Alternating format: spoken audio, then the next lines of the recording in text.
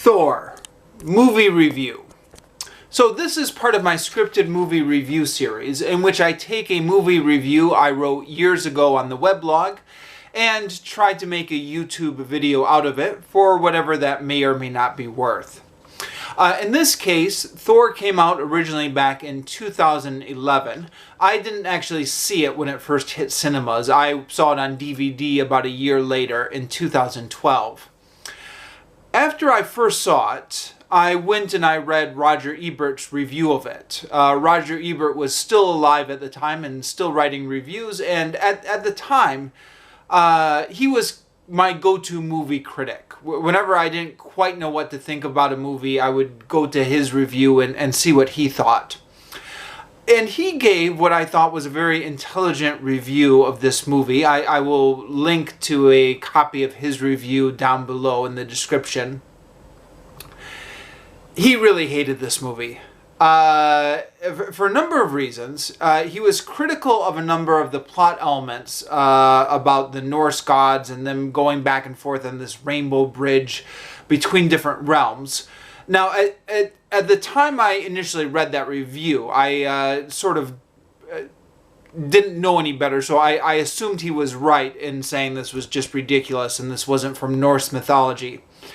Since that time, I've read Neil Gaiman's The Norse Myths, and it's now my understanding that a lot of this stuff actually does come from the original Norse mythology. The frost giants, the different realms, the rainbow bridge in which the gods travel back and forth. I know it seems like the fever dream of a Hollywood screenwriter who's been up too many nights. But I think this actually does have the basis in Norse mythology. So I'm going to have to side against Roger Ebert on that one. But he had a number of other points that I thought were good.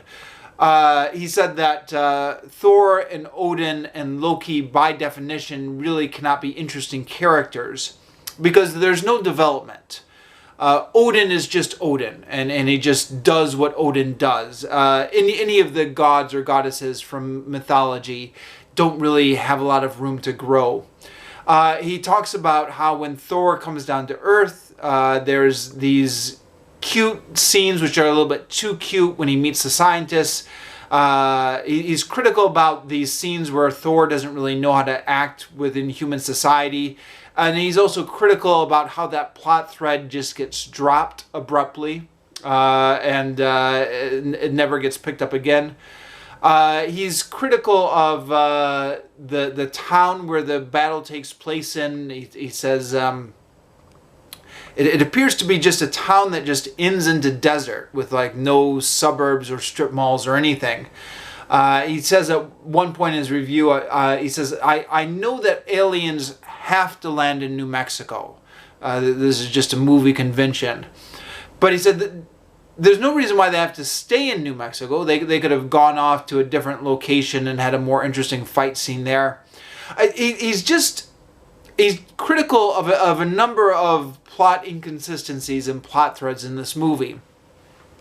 And I read his review and I thought, yeah, those are all good points. I love this movie anyways. I love it in spite knowing that Roger Ebert is correct and that the movie is terribly flawed.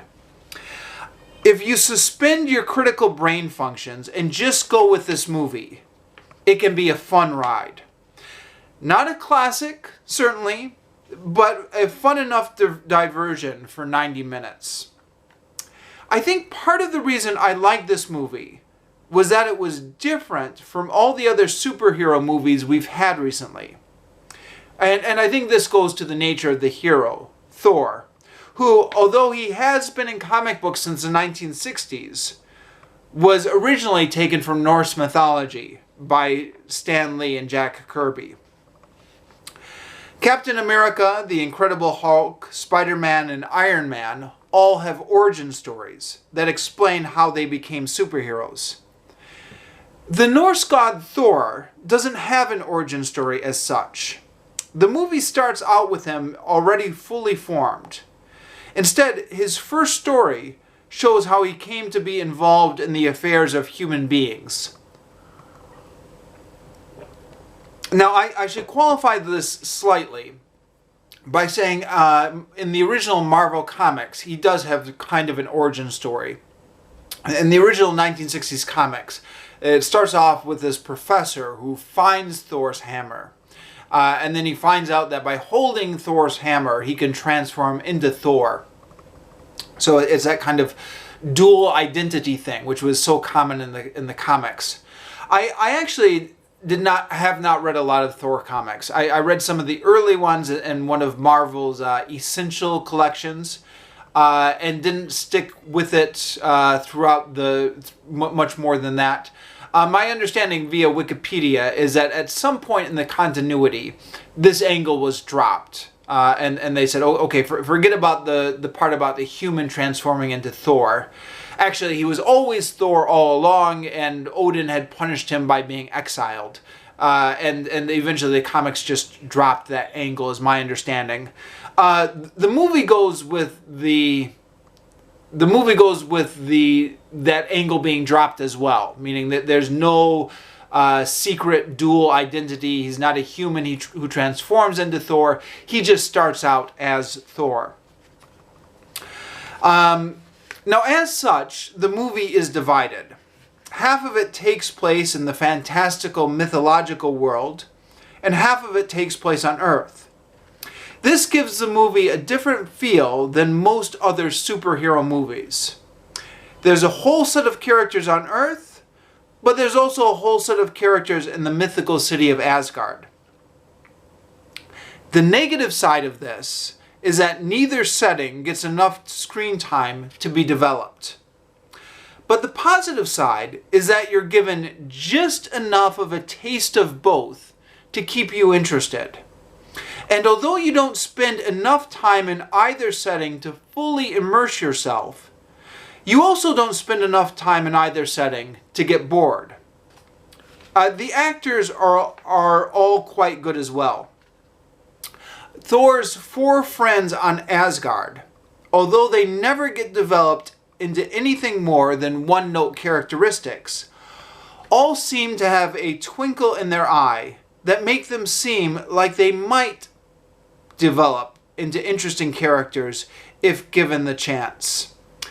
Yes, actually, a note on that. Now that we've had 2 more Thor movies come out, this is one of my main criticisms of the series, is that these 4 characters did not get developed. In the second movie, they were largely ignored, and in the third movie, they were killed off without any ceremony. Meaning we were given no sense that these characters were important, or that their deaths were important, or that we should feel bad about their deaths, or that Thor would feel bad about their deaths. They were just killed off, and then the movie just moved on very quickly. So, as it turns out, the franchise really dropped the ball on this one. But in the first movie, it looked like they had the potential to develop into interesting characters. They weren't there yet, but they seemed like fun characters. The actors seemed fun. There seemed to be something about them. There seemed to be potential that they could develop, even though they never did. Same thing on Earth. Natalie Portman's character never gets developed, but she's still charming and appealing enough in her small role. The movie never fleshes out any of its characters or settings, but it never lets me get bored either. So I rate this movie as very easily watchable and just as easily forgettable. Now, a note on continuity here. The movie picks up a lot of the strands from Iron Man 2. The post-credit teaser of Iron Man 2, you'll remember, led directly into Thor. And Agent Phil Coulson plays a significant role in both movies. Tony Stark is also mentioned by name in the Thor movie. And many of the plot threads and characters from this movie are then going directly into the Avengers movie, which I'll review on another day. Although I know some people are cynical about big franchises like this, I think it's kind of cool to try and transfer the interconnected world of the comic books to the big screen. It does, however, make it hard to evaluate any of these movies on their own. Perhaps part of the reason I judged this movie so kindly was because it was part of a franchise I was enjoying, and the goodwill carried over. Would I have liked this movie as much if it had been a standalone movie? I don't know.